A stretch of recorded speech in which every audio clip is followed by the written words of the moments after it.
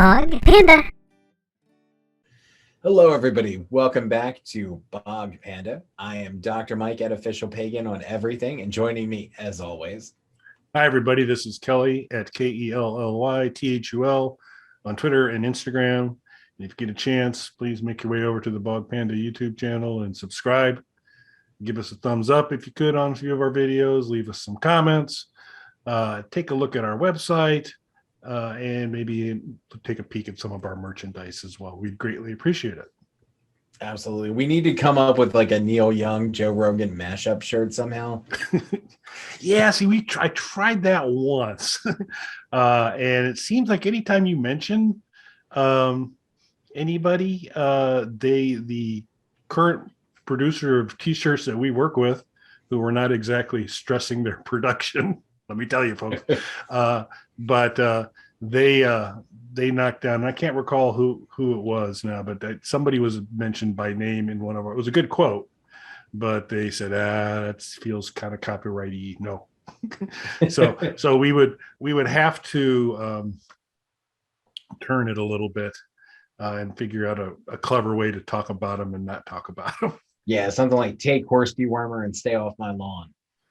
Yeah. And rock feels like it encapsulates both sides. Rock the free world. Anyway, though, tonight we're here to talk about an interesting development in the Atari world.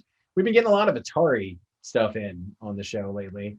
Of course, the Atari VCS is out. Micro Center has the Fight Stick and all of their bar top cabinets and Raspberry Pis and all that stuff that they're doing. And Kelly has completely foregone more traditional currency to live entirely in the Atari token ecosystem. Right. So how is that going, sir? Just awesome. I converted my entire 401k over to Atari tokens and I'm feeling good.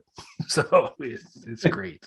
So, and I'm hoping this is going to get me a discounted rate at the Atari themed hotel. Well, that comes. I can't see how it wouldn't. Yeah, you would think. Yeah. Well, more exciting Atari news. Atari is resurrecting Ocean. Ocean was one of their labels. What I particularly remember with Ocean, and I'm sure they did other things as well, but a lot of license titles coming from Ocean. And that's really where my memories of them are.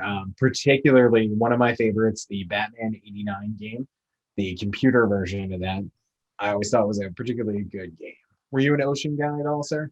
I was through the Amiga. So Ocean released a lot of titles to Amiga, including Batman, a couple Batman versions, Darkman, and you mentioned licensed content. Of course, they were the one that filled the hole in everyone's soul and put out the Hudson Hawk licensed game. So they've done some good things. But Ocean is for an Amiga user, Ocean's a very familiar logo to see. And you would know that it would be pretty cool content. Yeah, no, I was I forgot about the Darkman game. I didn't play it on Amiga. I had played it on NES, but I was a fan of that game and the movie. Big Darkman fan. Mm-hmm. And you know what? I'm gonna Neil Young here. And just throw out my hot take on something. Hudson Hawk is a great movie. If you don't like that, we're pulling all the Bog Panda episodes off of YouTube. So yeah, I like Hudson Hawk. You're not a Hudson Hawk guy. I know you would be in the vast majority. No, so I am not like. I don't have any Hudson Hawk movie posters in the house. I don't do anything there. I liked the movie. I thought the movie was enjoyable. I know there are a lot of folks that are big haters on it. I just think when you are looking for licensed titles and things to put together, and if you're saying, what do you think some of those big things folks are gonna knock off are? Darkman, I get it's a really kind of clever choice and a cool choice and a fun one for the game. Hudson Hawk would not have made my list until I got pretty deep into Pee-wee's Playhouse. There'd have been a few other. They did Never Ending Story. I think kind of makes sense. But it just struck me as odd that was an interesting title to do. But they did it, and they did it well. As go through. But yeah, I don't mind Hudson Hawk. Yeah, I always liked it. I know there's like this intense burning hatred that a lot of people seem to have for that movie. And I mean, to them, I would just say, watch any Bruce Willis movie from the last 20 years. And Hudson Hawk is going to seem like a masterpiece. But not only that, I don't get it. I think maybe it was just because, he was such a big star at the time that came out. Maybe just expectations were too high for what it ended up being for, a slapstick comedy. Yep. So yeah, I don't know where the hate comes from, but it's there. yeah. You don't have to look hard to find people who are just intensely angry at the movie Hudson Hawk. But yeah, I don't get it. It's a slapstick. It's dumb. Like there's no redeeming value to it. It's just a fun, stupid slapstick comedy, though. The real burning hatred that people have, I don't get. And I also too, this kind of ties into an interesting thing since we're talking about Ocean. There's a lot of just general hatred for licensed games in general, and I get it because a lot of them are just slapped together, just cashing in off of something that was popular in some other form of media. There's a lot of good, especially movie games. There is a lot of good ones out there. I might not go with a lot, but there's a few. There are some. There are some.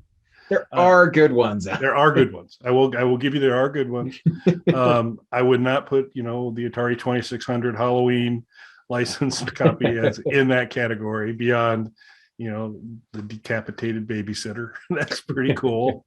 So, yeah, it seems like sometimes the gameplay, they figure that just the title and people's affection for the movie is going to carry the day, but it's like you still need to have a playable game. You still need to have a game that's interesting. You got to have good gameplay. It's got to be cool. And it just seems on too many occasions people just are riding on whatever the name of the movie was to go in. But then you see something like Batman that is done really, really well. And so there are some. Yeah, and Ocean was definitely one of those companies that did a lot of these licensed games, but a lot of them were really good. So I'm curious to see what they're going to be doing with the resurrected Ocean brand. Is it just going to be reissues of old games, which I would imagine would be difficult, especially with these licensed titles? We've seen, bigger companies like Arcade 1-Up struggle to get licenses for some of these things. So it'll be interesting to see, is it going to be reissues? Or are they going to be producing new games or retro style games? Yeah, and it was interesting, the kind of legal process they're going through to secure this. There was some documentation on what the potential scope, and these are always pretty broadly worded things, but this one was super broadly worded. So it's like Mike was talking about, could be re-releases of games if they can work out what they need to work out on that. Could be new games. In what they've kind of filed for, it's also streaming services and those types of things. And so it could be big multiplayer games and those types of things, online games and those pieces. So I think they've really kind of opened the door, saying there's lots of different things we could do.